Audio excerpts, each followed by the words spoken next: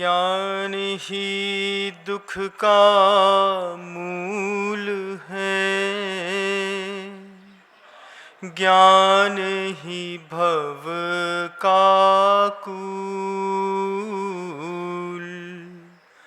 राग सहित प्रतिकूल है, राग रहित अनुकूल। चुन चुन इसमें उचित को, अनुचित मत कर भूल। सब धर्मों का सार है, समता बिन सब धूल।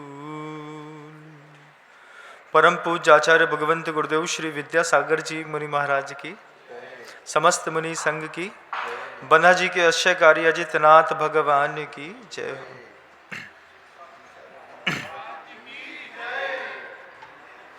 आरपी पांडे मित्र का नाम था। बचपन में साथ में पढ़ा करता था। पूरा नाम रामायण प्रसाद पांडे। आरपी पांडे साहब घर के अंदर बैठे बैठे रामायण पढ़ रहे थे कि उनका नाती उठा। नाती देख रहा था कि आरपी पांडे साहब की उम्र जो है वो करीब 92 साल की होने को आई। 92 साल की उम्र आरपी पांडे की होने पर आई। नाम था रामायण प्रसाद पांडे जी। लोग इतना लंबा नाम लेने में संकोच करते थे, तो पांडे जी ने अपना नाम आरपी पांडे रख लिया। 92 साल की उम्र हो रही, रामायण की चौपाई याद कर रहे थे। रामायण की चौपाई याद करे, लड़का नए जमाने की फसल, जवान लड़का। घर के अंदर दादाजी सुबह सुबह 90-92 साल के, घर के अंदर सारे दादाजी इतनी उम्र के होते हैं, 80, 85, 75, 90। अब दादाजी रामायण याद कर रहे हैं। राम जन्म जग मंगल हेयु याद करे।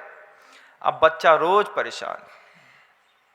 एक दिन बांस का खूंटा उठा करके और दादाजी के सामने गाड़ दिया। बांस का खूंटा दादाजी के सामने गाड़ा और बांस के खूंटे में पानी डालने लगा और कहता है कि इसमें से पौधा निकलेगा। दादाजी बोलते हैं, बेटा ये बांस का ठूठ है, ठूठ से पौधा नहीं निकलता। नाती समझाता है दादाजी को, बोले तुम्हारी उम्र भी ठूठ की हो गई, 92 साल के हो गए, मरने की उम्र आ गई, कब्र में पैर लटका है, टटिया बांध के रखी है कि आज निकले कि कल निकले है, और तुम यहां पर रामायण याद कर रहे हो। तुम्हें समझ में नहीं आती कि तुम्हारी इस उम्र में रामायण याद करने से कुछ होना जाना नहीं है। दादाजी शांत हो गए, मंदिर गए, प्रभु के सामने प्रार्थना करी कि प्रभु कुछ इस बालक के ऊपर दया करो। प्रभु ध्यान में अवतरित हुए। प्रभु ने कहा कि उसने जो ठूठ गाड़ा है, उस ठूठ के पास जाकर के नाती को बुला करके बोल, तू 1000 बार भी इसमें पानी डालेगा तो ये ठूठ कभी हरा भरा नहीं होगा, लेकिन इस ठूठ को मैं पनपाने की ताकत रखता हूं। मैं पानी डालूंगा तो ये ठूठ पनप जाएगा। बड़ी आश्चर्य की बात थी। दादाजी ने जा करके, प्रभु की कृपा हुई, ध्यान में प्रभु प्रकट हुए तो कह दिया। अब नाती को विश्वास न हुआ कि बांस के ठूठ में फूल निकल जाएगा, लेकिन दादाजी थे। दादाजी ने राम का नाम लिया और बार बार राम का नाम लेते लेते ठूठ में पानी डालना शुरू किया, और ठूठ में कुछ दिनों बाद फूल निकल आया। तब नाती को यह चीज लगी कि राम के नाम की दम तो ठूठ में भी दिखाई देती है। फिर दादाजी बच्चे से बोलते हैं, बेटा हम 92 साल की उम्र में जब रामायण की चौपाई याद कर रहे तो तुम कहते हो कि ठूठ में से क्या फूल निकलेगा। अरे राम की कृपा होती है तो दुनिया में किसी भी ठूठ में से फूल निकलने की सामर्थ्य होती। नाती को पहली बार राम की बात पे विश्वास हुआ। पहली बार नाती जो है वो दादाजी के पास में बगल में बैठ करके बोला कि उस रामायण का और भी कोई कमाल दिखाइए। दादाजी बोलते हैं कि रामायण का ये कमाल कम है कि मुझ जैसा आदमी जिसके मन के अंदर 1000 पाप रोज उठते थे, पिताजी ने रामायण नाम रख दिया। इस रामायण नाम के चक्कर में मैंने जीवन में कभी कोई पाप नहीं किया। नाम भी हमारे यहाँ बड़ा सोच समझ के रखा जाता है। आज हम चिक्कू मिक्कू पप्पी आयान बियान चिपान रीस्मा इलीबो लिरिल ऐसे नाम रखते हैं। G17 नाम रख लिया अभी किसी बच्चे ने, अपने पिता ने अपने, उसका कोई अर्थ नहीं निकलता। अर्थ कहाँ से निकलता है? जब आप अपने बच्चे के नाम अरिहंत रखते हैं, अपने बच्चे के नाम अजित रखते हैं, संभव रखते हैं, जब आप अपने बच्चे के नाम अभिषेक रखते हैं, बेटी के नाम पूजा रखते हैं, किसी का नाम प्रार्थना रखते हैं, ध्वनि रखते हैं, ओंकार रखते हैं, तब इसमें आरती रखते हैं, तब जाकर के बच्चे को अपनी जवानी में वो बात याद आती है कि क्या सोच करके पिताजी ने हमारा नाम रखा था। आज हम अरेबियंस नाम की ओर जाते हैं और जा करके सोचते हैं महाराज जी मेरे लड़के का नाम चिंपो, हमने चिंपांजी, एक जी और लगा दो, बात खत्म हो गई। नहीं महाराज बिल्कुल लेटेस्ट नाम है नया। गुरुदेव के पास कोई नाम रखाने जाए तो गुरुदेव हमेशा कहते कि भैया भगवान के माता पिता के ऊपर, भगवान के नाम के ऊपर अपने बच्चे का नाम रखो, काम हो जाएगा।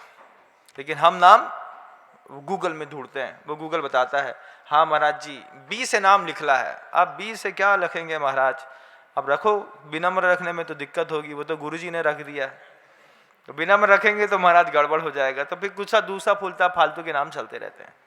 दादाजी कहते हैं कि बेटा रामायण नाम मेरे पिताजी ने मेरा रख दिया था, उसके बगल में प्रसाद लगा दिया, फिर पांडे लगा दिया।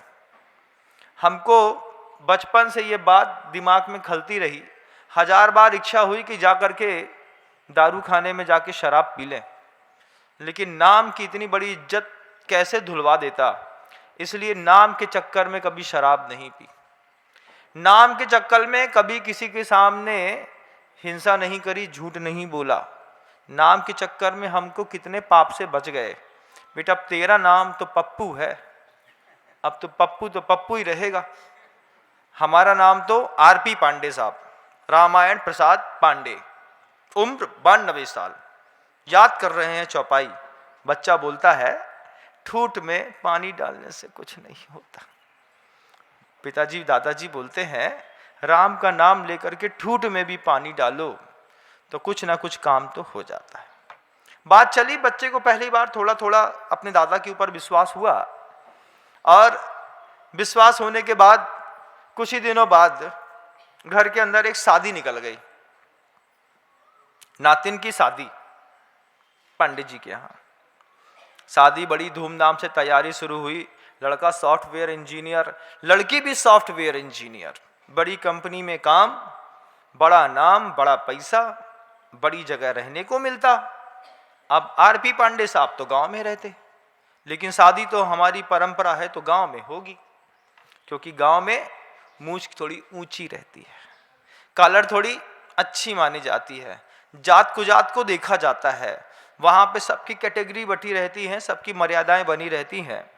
कोई छोटे व्यक्ति कुल का व्यक्ति जूता पहन करके दुकान के सामने से नहीं निकलता, बोले सेठ की दुकान है जूता पहन के नहीं निकल सकते, इतनी मर्यादाएं चलती हैं।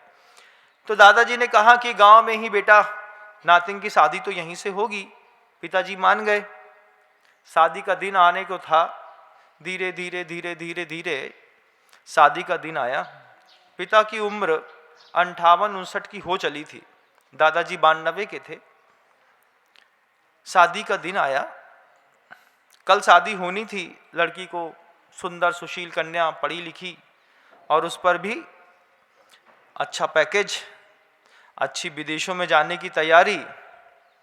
एक दिन पहले की बात है, ओली डली लगुन लखा, महावर आलता लगाया, अच्छे से तैयार किया, पूरी हल्दी से उस बेटी को नहला दिया बिल्कुल कि और गोरी दिखने लगे, वैसी सौंदर्यवान थी, और सौंदर्य बढ़ जाए तो एक बार हल्दी से और उपटन वगैरह लगा दिया। जब सब कुछ तैयार हो गया, सुबेरे बारात आनी थी।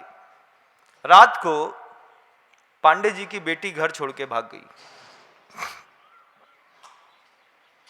जब बेटी घर छोड़ करके भाग गई तो पांडे जी सुबह सो के उठे, लगा मजाक की बात है, लेकिन मजाक कहाँ थी, वो तो हकीकत थी कि बच्ची का किसी और से प्रेम संबंध चल रहा था, लगातार चल रहा था, लगातार चल रहा था।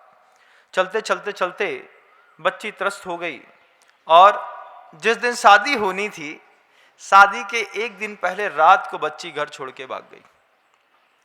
पांडे जी 92 साल की उम्र में दिल धक कर गया। अब क्या करें, अब किसको मुंह दिखाएं, किसको ले जा करके बोलें कि हमारी नातिन ने ऐसा कर लिया है। बाराती घर में, घराती घर में, पूरे गांव में कार्ड बट गया, शगुन के कार्ड छप गए, लोगों में आ गया, हलवाई ने खाना बना दिया, मिठाई बना दी। चमार दूसरी ओर भी जो लोग थे वो लोग आकर के बैंड बजाने के लिए तैयार हो गए, सब अपने अपने काम में लगे, लेकिन घर धनी की दुल्हन बेटी गायब। अब क्या करें, दादाजी को तो रामायण का सहारा था, रामायण का सहारा लेकर के आरपी पांडे साहब ने अपनी शक्ति तो समेट ली, लेकिन उनके पुत्र को डायबिटिक हो गई।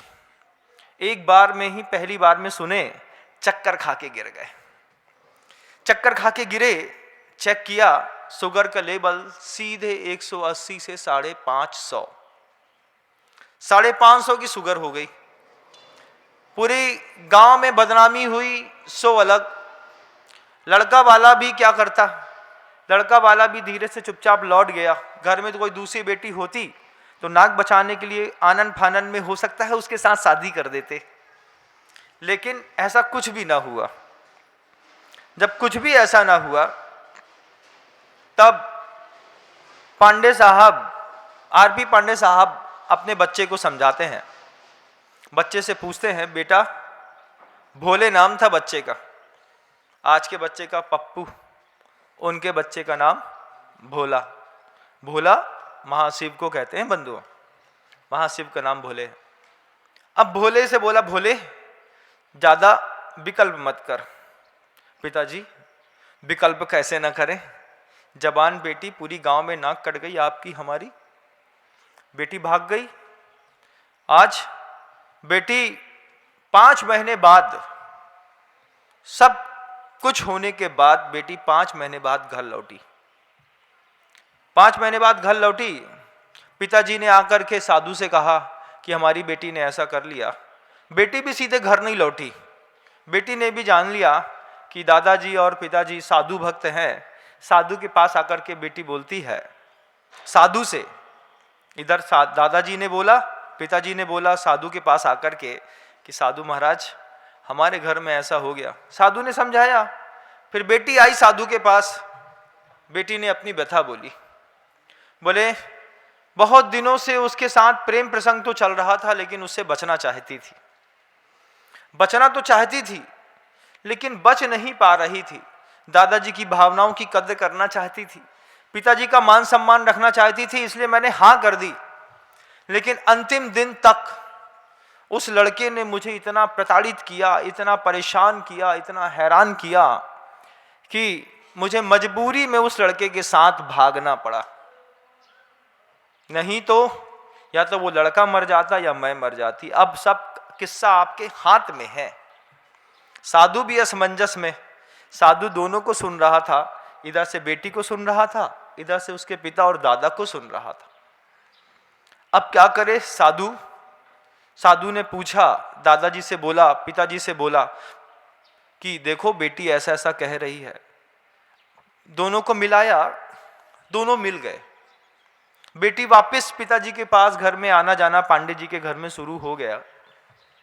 लेकिन बेटी के इस कृत्य ने पिताजी के जीवन में डायबिटीज ला करके खड़ी कर दी।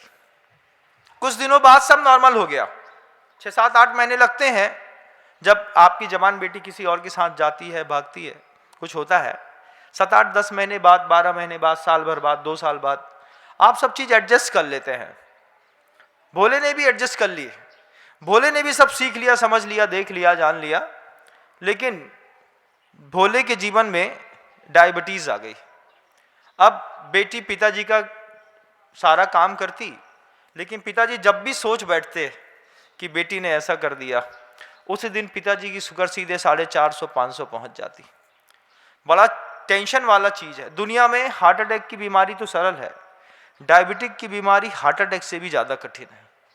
साइलेंट किलर जोन में डाला जाता है आदमी, कब चुपचाप बेहोश हो जाए, कब चक्कर खा के गिर जाए, कब हार्ट अटैक हो जाए, कब हार्ट फेल हो जाए, कब आदमी यहाँ से वहाँ चला जाए, कब गैंग्रीन हो जाए, कब अंग को काट काट करके फेंकना पड़े। ऐसी घटिया बीमारी है दुनिया की जो सिर्फ अत्यधिक चिंता करने से पैदा हो जाती है। इंसुलिन पेंक्रियास में डिस्टर्ब हुआ और डायबिटीज हो गई। अत्यधिक चिंता, पैसे की, इसकी उसकी, सारी चिंताएं होती रही। दोनों मिलजुल गए। एक दिन दोनों सबको आकर के एक साथ साधु के पास आकर के बैठ गए। बेटी भी बैठी थी, दादाजी भी बैठे थे, पिता भी बैठे थे, नाती भी बैठा था, परिवार की दादियां भी बैठी थी। तब पिताजी को लगा, जब साधु महाराज को लगा कि आज भाग्य से पूरा परिवार एक साथ आकर के बैठा है और इसी परिवार की अभी 2 बेटियां और बैठी हैं। अगर घर की बड़ी बेटी लव मैरिज करती है, किसी नीच कुल के लड़के के साथ भागती है, कुछ करती है, पीछे की जवान बेटियों को संबल मिल जाता है। बड़ी दीदी ने ऐसा कर लिया है तो हम भी कर सकते हैं। जब इनको पिताजी ने 6 महीने बाद एडजस्ट कर लिया है तो 1.5 साल बाद पिताजी हमको भी एडजस्ट कर सकते हैं। तो छोटे बच्चों को बड़ों के गलत काम करने से धीरे से संबल मिल जाता है।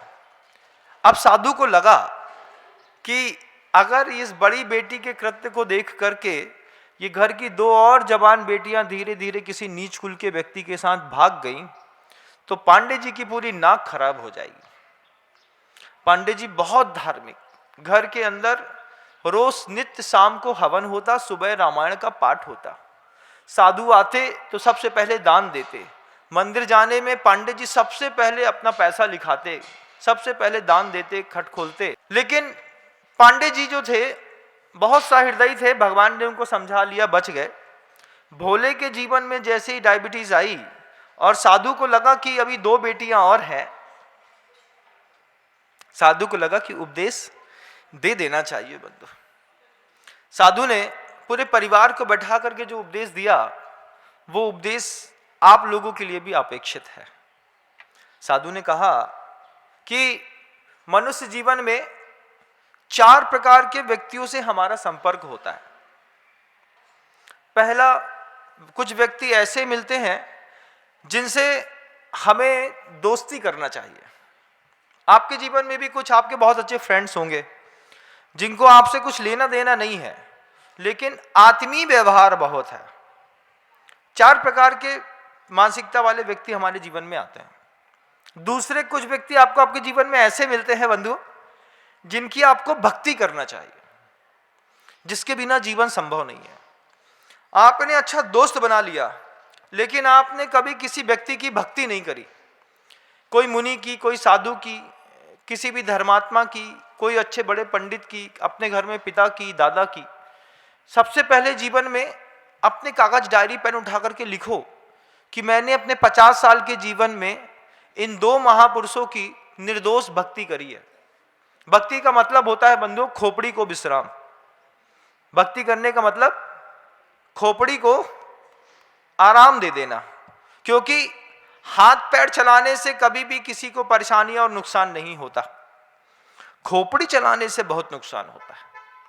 और भक्ति करने का मतलब है कि अब हमारे हिस्से का दिमाग आप चलाएंगे और आप जो कहेंगे हम वो करेंगे। 4 प्रकार के व्यक्तियों से मुलाकात होती है। पहला, जिनसे दोस्ती करना चाहिए, जो बहुत अच्छे बुरे वक्त में मित्र बनते हैं। दूसरा, कुछ व्यक्ति ऐसे होते हैं जिनकी भक्ति करना चाहिए। भक्ति करने में बहुत अच्छी चीज है। गुरुदेव ने एक बार कहा कि एक तो किसी के सामने माथा झुकाना मत, और अगर किसी को अपना गुरु समझ के, प्रभु समझ के माथा झुका दिया तो उसके सामने माथा चलाना मत। लेकिन पंचम काल की बरिहारी है कि आदमी माथा झुकाता भी है और उन्हीं के सामने अपना माथा चलाता भी है। जब माथा झुकाता भी है और चलाता भी है तब भक्ति पर प्रश्न चिन्ह खड़ा हो जाता है। आप लोगों से भी कहना चाहते हैं कि कभी किसी के सामने माथा झुकाना मत। अपने आप को बहुत अच्छा ज्ञानी समझते हो, बहुत अच्छी बात है, ज्ञानी समझो, ज्ञान से जीवन जियो। लेकिन अगर भक्ति वसात किसी पे माथा झुका दिया तो फिर उसकी कार्यशैली में माथा चलाना मत। ये जो कर रहे हैं सब, boss is always right, always, आप जो करेंगे स्वीकार है। लेकिन जब कंट्रोवर्सी कहाँ होती, हम माथा झुका भी देते हैं, उनको देखते भी हैं और फिर उनके सामने माथा चलाते भी हैं। ऐसा कैसे हो सकता है? अब वो जैसे वही बात हो गई जैसे वो आर.पी. पांडे साहब का नाती बोलता है ठूठ में पानी सींचते वक्त कि इसमें फूल कैसे निकलेंगे। आप भी कहते हैं कि ऐसा कैसे हो सकता है, तुम्हारे सींचने से नहीं होगा, तुम्हारे गुरु के सींचने से पत्थर में भी पुष्प निकल आता है। बंधु, पाषाण पुष्प का भी नाम सुना है? साधु अपने कमंडल का पानी भी पत्थर पे छोड़ दे तो पत्थर पे फूल निकल आता है। आप छोड़ेंगे तो आपके फूल से भी निकल आ सकता है। महाराज, पाषाण पुष्प, कभी अपने गूगल बाबा से सर्च करिएगा पाषाण पुष्प किसको कहते हैं, बताएगा। महाराज, हमने तो सुना था कि पत्थर में कभी फूल ही नहीं निकलता। भैया, जब मैं बोल रहा हूं कि पाषाण पुष्प होता है तो गूगल में सर्च कर लो, पता चल जाएगा। जो गूगल में सर्च करने पर भी नहीं मिले तो हमसे आके पूछ लेना, और ज्यादा उत्सुकता है तो हम अभी बता देते हैं। अरे महाराज, अभी बता दे, बड़ी कृपा होगी गुरु महाराज, जय हो गुरु महाराज की, आपने अभी बता दिया। काई होती है ना, काई पत्थर के ऊपर लगती है, उसको संस्कृत नीतिकारों ने पाषाण पुष्प कहा है। साधु पानी भी फेंकता रहे ना पत्थर के ऊपर तो धीरे से उस पर काई निकल आती है। लेकिन तुम पानी भी फेंकते हो, लाद भी चला देते हो, निकलना भी चाहता है पाषाण पुष्प तो खिल नहीं पाता। वो साधु कहते हैं सबसे सारे लोग को बैठा करके कि जीवन में 4 प्रकार के लोग मिलेंगे। एक व्यक्ति वो मिलेगा जिससे आपकी दोस्ती होनी चाहिए। दोस्ती का मतलब क्या होनी चाहिए? दोस्ती का मतलब है कि उसके गुणों के प्रति तुम्हारे मन के अंदर भी अनुराग का भाव होना चाहिए। उसके दुख को वैकल्प विशेषः प्रतिपत्तिर समित्र, जब कोई भी आपके जीवन में कुछ विशेष प्रकार की विकलता पैदा हो जाए, उसको दूर करने में एक अपरिचित व्यक्ति जब सहारा देता है उसको मित्र संज्ञा कहते हैं। जब ट्रेन में आप चढ़ते हैं, आपकी पत्नी है, आपका बच्चा है, खचाखच ट्रेन भरी है, उसमें कोई ये व्यक्ति ये सामान से कहे कि बेटा बड़े घर की लगती है, तू यहाँ पर बैठ जा, मेरी ऊपर सीट है एक, मैं ऊपर चला जाता हूँ। ऐसे लोगों को मित्र कहते हैं, विपरीत परिस्थितियों में काम आते हैं। लेकिन ये दुनिया बड़ी अजीब सी है, जीवन में जो प्रकाश और उजाला करते हैं उनको हम अपना मित्र मानते नहीं, और जो जिनसे हमारा स्वार्थ सिद्ध होता है उनकी हमने बहुत अच्छी फ्रेंड सर्किल में लिस्ट में लाइन लगा के रखी है। आप अपने कॉन्टेक्ट लिस्ट को अपने मोबाइल में देखिएगा, किसी के 1500, किसी के 2000, किसी के 5000, कोई और बड़े महापुरुष होंगे जिनके पास 10,000 कॉन्टेक्ट लिस्ट होगी मोबाइल में। उन 10,000 की कॉन्टेक्ट लिस्ट में एक फेवरेट लिस्ट भी होती है, पसंदीदा। फेवरेट कौन है? उसमें हो सकता है 50 निकल जाएं। उन 10,000 में से 50 और 50 में भी कभी आत्ममंथन करके देखिएगा कि विपरीत परिस्थितियों में इन 50 में से कौन काम में आने वाला है। उनमें से एक आध दो, अगर 5 भी मिल जाए, 2 भी मिल जाए, 1 भी मिल जाए, उस मित्र की कीमत है। बाकी तो सब चित्त को चोराने वाले होते हैं। दुनिया में पहला व्यक्ति मिलेगा जो आपका मित्र बनेगा। दुनिया में दूसरा व्यक्ति ऐसे आपके संपर्क में आएंगे जिनकी आपको भक्ति करना चाहिए कि भैया इनकी भक्ति करने से हम बहुत खुश हुए, ये जीवन में क्या आए, हमारे जीवन के पूरे घर की रंगत बदल गई। एक और व्यक्ति, क्या जीवन में कुछ व्यक्ति आपके संपर्क में ऐसे आएंगे जिनके लिए आपको भगवान बनना पड़ता है। छोटी सी गाय है, कोई कुत्ते का बच्चा है, कोई गरीब का बच्चा है, कोई हमारे परिवार में ही हमारा भांजा है, कोई हमारे बड़े पिताजी का लड़का है, छोटे भाई का नाती है, लड़का है जिसको वो खुद पाल नहीं पा रहा है। तुम दुनिया में कितने लोगों के लिए भगवान बने हो, एक बार अपने अंतर्मन में हाथ रख के बोलना। क्या तुम्हारे जीवन में कोई ऐसा व्यक्ति भी आया कि जिसके लिए तुम भगवान बन गए, जिसको इस बात की अपेक्षा है कि दुनिया में इस बात को कोई पूरी करे या ना करे, लेकिन बड़ी मम्मी पूरी कर देगी, बड़े पापा पूरे कर देंगे, ताऊ पूरे कर देंगे, बड़ा भैया दादा पूरा कर देगा, चाचा पूरा कर देगा, मामा पूरा कर देगा, तब तुम्हारे इस जीवन जीने की सार्थकता है। हम दूसरे के सामने अपेक्षा रख करके हाथ फैला के चले जाते। अरे बे, अपनी बड़ी दादी आई ना, हाँ उनके 4 चूड़ियां पहनी है, 2 भी दे दें तो अपनो काम हो जाने आए। काकी दे दो, अब तुम्हारी तो उम्र हो गई। अब सुबह से लेकर शाम तक जो नई बहू है वे अपनी परदादी के पैर दबावे में लगी कि दादी की जो चूड़ियां हैं वे ठोस सोने की बनी है और मोटी मोटी है, पुराने जमाने को है, पक्को सोना कहां नो। अब पक्के सोना में अगर मान लो जो बड़ी मम्मी ने ले ली, ता ने ले ली, अब दादी के बारे में पता भी कर लो है कि दादी ही मालकिन है, बे चाहे जी को दे दें। और दादी भी हल्ला कर रही थी एक दिन कि अब भैया हमारी उम्र होवे को आई, हम तो सोचाते हैं अपनों सब परिग्रह छोड़ छाड़ के अच्छे धर्म ध्यान करिए। तब बहू लगी है नई वाली, बिल्कुल चिकनी चुपड़ी बातें करे बहू, पर दादी भोजन करोगी, गरम गरम रोटी बना देते हैं। दादी नींद आ रही है, हम सुला देते हैं। दादी हम नहला देते हैं।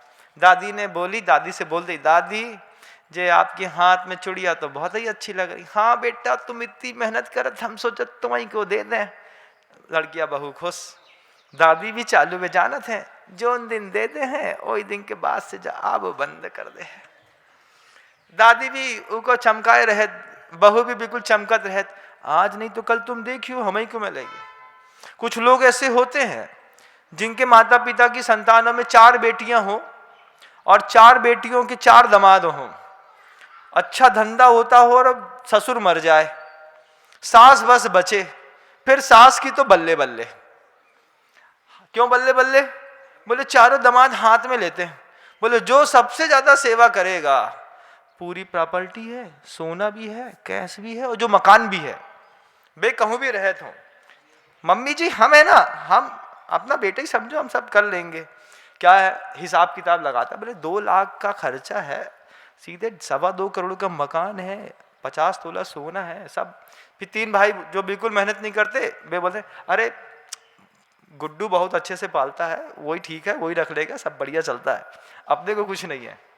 लेकिन कई बार स्वार्थ बस इस तरीके की क्रियाएं होती हैं बंधु। साधु महाराज ने सामने वाले को समझाया, पूछा कि दुनिया में 4 प्रकार के व्यक्तियों से आपका संपर्क होगा।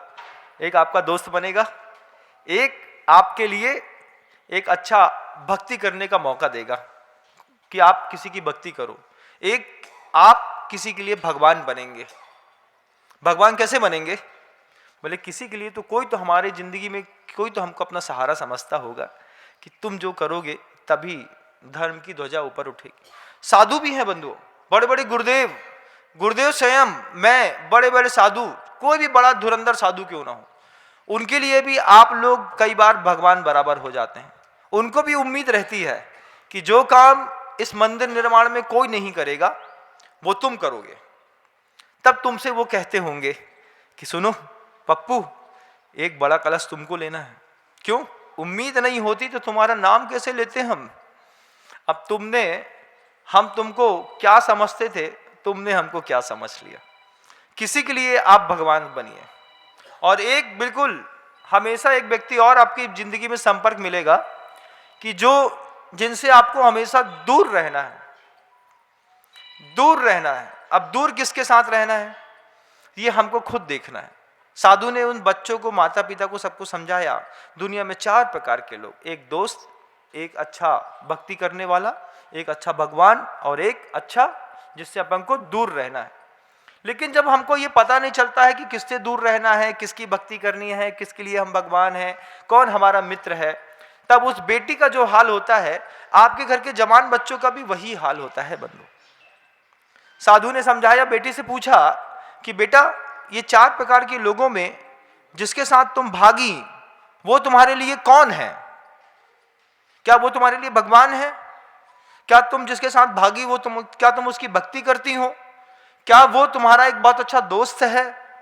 क्या है वो तुम्हारे लिए? आज भी जो जवान बेटियां अपने माता पिता को धोखा देकर के 24 घंटे फ्रेंड्स के साथ लगी रहती हैं, मोबाइल में बात करती रहती हैं, उनको इंगेज करके रखती हैं, 1 सिम 2 सिम 3 सिम 4 सिम पता नहीं कितनी सिम एक मोबाइल में चलती रहती है। सुबह 7 से 12 तक किसी को टाइम दिया है, 12 से 3 तक किसी और को टाइम दिया है। उन सबसे पूछना चाहते हैं, आप नहीं पूछ पाते हैं, इसलिए आपके बदले में मैं पूछ लेता हूं। बच्ची को मेरा प्रवचन बस सुना दीजिएगा, बच्ची खुद समझ जाएगी महाराज जी मुझे बोल रहे हैं। आप नहीं पूछ पाएंगे क्योंकि आपको अपना घर चलाना है। मैं नहीं बोलूंगा तो मैं अपराधी माना जाऊंगा क्योंकि मुझको पूरे देश की चिंता है। आपके लिए परिवार का 4 व्यक्ति आपका अपना हो सकता है। गुरुदेव ने मुझे वसुधैव कुटुंबकम का सूत्र देकर के भेजा कि चाहे पांडे जी का मकान हो, चाहे मिश्रा जी का, चाहे गुप्ता जी का घर हो, और चाहे किसी और त्रिपाठी जी का, चाहे द्विवेदी जी का हो, चाहे जैन का, तुमको हर घर के अंदर सामंजस्य बैठाने वाले ही उद्बोधन देने। इसलिए पांडे जी हो, चाहे मिश्रा जी, चाहे गुप्ता जी हो, चाहे जैन साहब, सबके लिए अपनी बेटी से पूछना है, जिसके पीछे मर रही हो, वो जिसके पीछे तुम अपनी जान देने को, परिवार का धन संपत्ति सोना चांदी रुपया पैसा देने के लिए तुम तैयार हो, जिसके लिए अपनी माता पिता की 35-30 साल 28 साल की साधना को छोड़ने के लिए, दुत्कारने के लिए तैयार हो, वो तुम्हारे जीवन का क्या है? क्या वो तुम्हारा भगवान है? क्या वो तुम्हारा अच्छा दोस्त है? क्या वो जिससे तुम भागना चाहती हो, क्या तुम उसकी भक्ति करती हो? क्या उससे दूर रहना चाहिए? प्रेम की कसौटी क्या है महाराज? प्रेम की कसौटी 3 ही चीजें हैं। प्रेम की कसौटी है मैत्री, खुशी और भगवान। क्या कसौटी है? किसके साथ हमें जीवन, क्या उसके साथ मित्रता करने पर हमारे घर के अंदर सौंदर्य बढ़ रहा है कि नहीं बढ़ रहा है, कुछ लॉस हो रहा है, वो हमारा दोस्त हो नहीं सकता। उसके साथ रहने पर हमको खुशी मिल रही है कि नहीं? खुशी का मतलब ये नहीं है कि हम उसको देखते हैं और बात कर लेते हैं। खुशी का मतलब ये है कि हमारी मन की विचलित परिस्थितियों में वो व्यक्ति मुझे साथ देता है कि नहीं। भगवान हम किसी के लिए बने हैं कि नहीं? अगर 3 परिस्थितियां नहीं है, किसी को मित्र बनाने की कोई जरूरत भी नहीं है, कोई जरूरत नहीं है। फिर वहां पर साधु महाराज कहते हैं, बड़े स्नेह के साथ कहते हैं कि तुमने ये बात जो हमसे कही, ये बात अपने पिताजी से उस वक्त क्यों नहीं कही? बेटा आज बताओ। बेटी एक ही बात कहती है कि जब मैं कॉलेज जाती थी, उस समय जब ये लड़का मुझे रोज रोज छेड़ता था, एक बार इच्छा हुई कि पिताजी से बता दूं, लेकिन मैं अपने पिताजी को समझती थी। पिताजी एक ही बात कहते कि तुम्ही ने कुछ गलत किया होगा तब उसने तुमको छेड़ा। पिताजी उसका इलाज नहीं करते, पिताजी मेरा कॉलेज जाना बंद करा देते, और मुझे पढ़ना था, इसलिए मैंने पिताजी को यह बात नहीं बताई। अब धीरे धीरे कम्युनिकेशन गैप इतना बढ़ गया कि मजबूरी में मुझे इस तरीके का निर्णय लेना पड़ा। आप अपने घर में देखिएगा कि आपके बच्चे से कहीं कम्युनिकेशन गैप इतना ज्यादा तो नहीं है कि आपकी बच्ची बदतर से बदतर स्थिति में सरवाइव कर रही है। आप अपनी बच्ची को बेहतर समझ रहे हैं। अगर आपको लगता है कि आप अपनी जवान बेटी के हर कृत्य पे शंका करते हैं, एक बार उससे बैठ करके पूछो कि कहीं अगर तुम फंस गए हो, मानव स्वभाव को अनुभव करो। एक साइकियाट्रिस्ट होना चाहिए अच्छे पिता को कि 25 साल की, 20 साल की, 18 साल की उम्र में हमारे मन के अंदर ऐसी तरंगे उठती थी। उस समय जमाना इतना एडवांस नहीं था। हमारी बेटी एडवांस जमाने में रहती है, तरंगे इसके ऊपर भी उठ रही होंगी। एक बार बैठ के पूछ लेते हैं, एक बार बैठ करके समझा देते हैं, समझ लेते हैं। लेकिन हमने ऐसा कोई काम नहीं किया। और क्या किया कि जैसे बेटी ने कहा कि वो हमको छेड़ता है, सबसे पहले हमने अपनी बेटी को डांट लगाई, तुम ही गलत हो, तुम्हारे चाल चलन ठीक नहीं है, नहीं तो बे तो अच्छे घर के लड़का आए, बे तुम्हें काहे छेड़ रहे होते। अब सही में कोई बच्ची को उठा के ले भी जाए तो भी वो बच्ची बताने वाली नहीं। जब भोले पांडे को लगा कि इस तरीके का कम्युनिकेशन गैप हमारे घर के अंदर था, सहवास का सुख होता है बंधुओं। घर के अंदर बड़े बड़े जो लोग मेरी बात सुन रहे हैं, उनको ये बात को देखना और समझना है कि बच्चों के साथ संबंध बना करके रखो। बच्चों को बगल में बैठाओ, बच्चों के साथ बैठो, बात करो। टीवी जरूरी नहीं है, पैसा जरूरी नहीं है, बच्चे के साथ बात करना जरूरी है। सहबाज का क्या सुख होता है कि राम आर.बी. पांडे साहब अगर रामायण नहीं पढ़ रहे होते तो बच्चे को कैसे समझ में आता।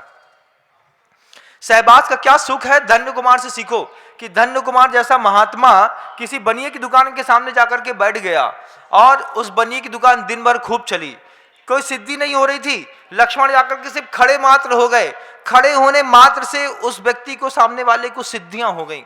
आपके अंदर भी वो तेज है, आपके अंदर भी वो सौंदर्य है, आपके घर के अंदर के रहने वाले बुजुर्गों के पास भी वो शक्तियां हैं कि तुम अपने बच्चे को थोड़ा सा अपना सहयोग और सहवास दे दो, साथ में रहो मात्र, पूछो उससे बेटा कोई दिक्कत है तो बता, हम है ना। एक बार प्रेम से हाथ रख, बोले मेरा दादा है ना बेटा, काम करेगा ना तेरे, तू बता कहीं फंसी है, कोई परेशान करता है, कोई कुछ करता है। फुर्सत नाम की चीज नहीं है ये शब्दों को पूछने के लिए। इमोशंस की घर के अंदर कोई कीमत ही नहीं बची। जिसको जो करना है, गले में पैसे पड़े हैं, पैसे उठाओ, अपना अपना रास्ता नापो, हमारा दिमाग खराब नहीं करो। जब आप ऐसी बात करते हैं और साइकियाट्रिस्ट बन करके इमोशंस क्रिएट नहीं करते हैं घर के अंदर, 21 साल की, 19 साल की, 17 साल की, 14 साल की, 12 साल की बेटियां गलत संगत में फंस जाती हैं। बंधुओं, हम सबको मिलकर के निकालना है।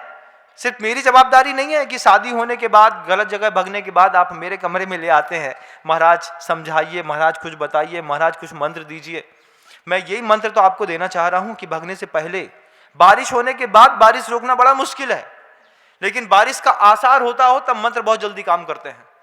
पानी बरसा नहीं है, हम मंत्र फेंकेंगे तो बादल इधर से उधर हो जाएगा, लेकिन एक बार बारिश बरसना शुरू हो गई फिर तो कोई रोक नहीं पाता। बंधु, वक्त से पहले अपने परिवार को बचाने की कोशिश करिए। कम्युनिकेशन गैप अगर बच्चों के बीच में बन गया है कि बद से बदतर स्थिति को आप बेहतर से बेहतर बना सकते हैं, बशर्ते आपका आपके बच्चे के साथ कम्युनिकेशन हो, आपका आपके बच्चे के साथ सहवास हो।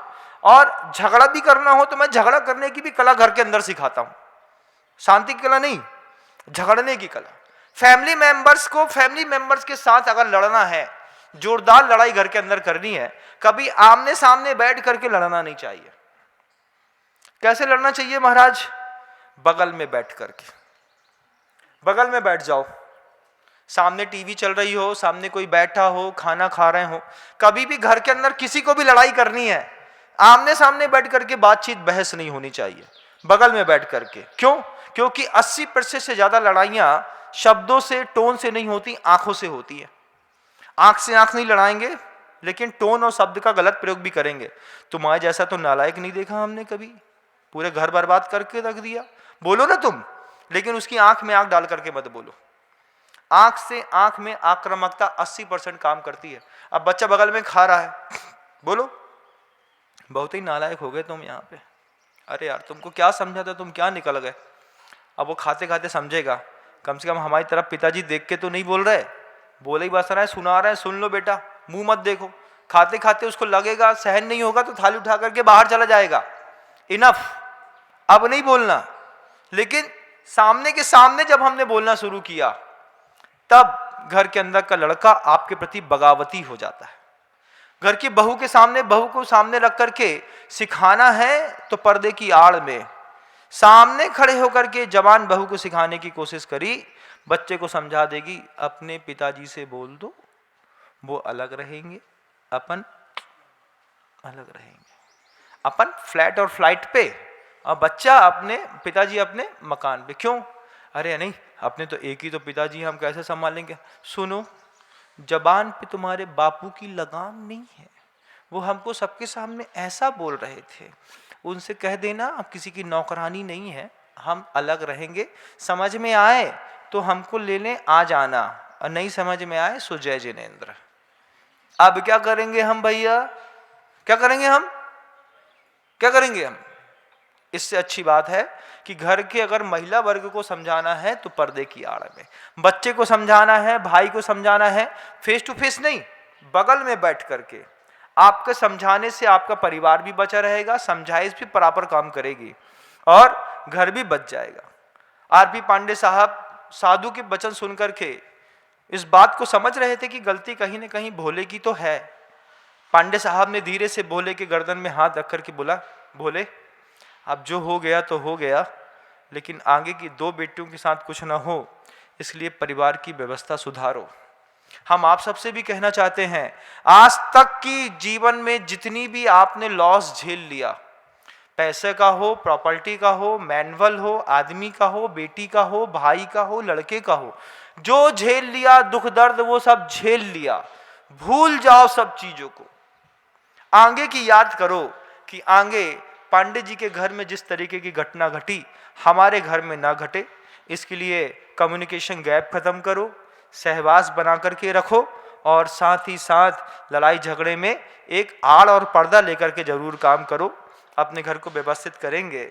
समय आपका होने को आया, इसलिए शब्दों को विराम देता हूं। शीर्षक में, संबोधन में दृष्टांत, नाम कुछ भी हो सकते हैं बंधुओं। किसी को दुखी करने का मेरा भाव नहीं है।